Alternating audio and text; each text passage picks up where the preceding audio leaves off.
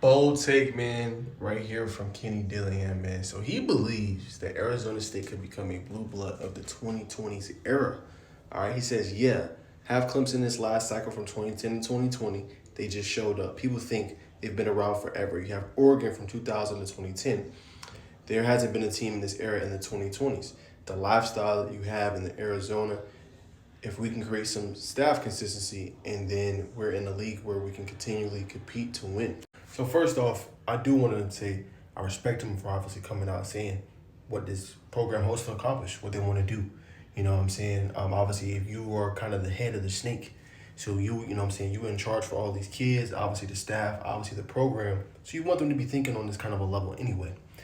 But to say a blue blood, usually blue blood, man, you have to be doing it for a long time. Obviously more recently, like you said, Clemson is a team more recently here. Oregon, I've never really considered them a blue blood. A good program, but they have not won at a high enough of a level to be a blue blood to me, right? Clemson has won, national championships, right? You look at the Georgias, the Bamas, they've won national championships. Those are blue bloods, right? Oregon hasn't reached that status just yet.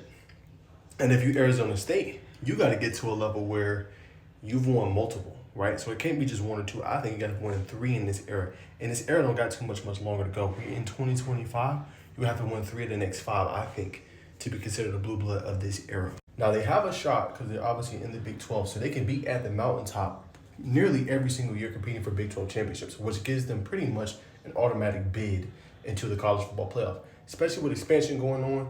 What's coming up next, obviously, in the college football realm, potentially 16 teams on the fray, could be more. We'll see, obviously, what happens there. But you have everything you need to be positioned. And then they're recruiting states that are known for producing athletes at a high level. Look at Georgia, right? Got guys, coming in like a Jalen Williams, right? A Nayland Scott. They're recruiting other states, and they're not that far from California, which is also a hotbed for talent, getting to the league and producing at a high level. So they are on the precipice of doing that. But they got to take it another step forward. It can't just be 1 year of success, which they had last year, winning the Big 12, right? Going out to the college football playoff, going to the quarterfinals before losing to Texas, giving them all they can handle. It has to be that next step forward. So, are they on the trajectory? Could they be positioned? Can they be potentially in position to do it? Yes, but it takes much more than just that, right? You have to continue to win at a high level. Clemson has done that. Clemson's the only team on here that he says that I believe with, as far as a blue blood of the 2010s. Can't say Oregon. Oregon didn't win enough. You know what I'm saying? You go back, Florida State's another pretty much blue blood program. People care about Florida State and how they end up and how they're going to finish. You see how hyped up they got last year, obviously being a top team, number 10 going into obviously the preseason. So we'll see what happens, but they are on track to do it.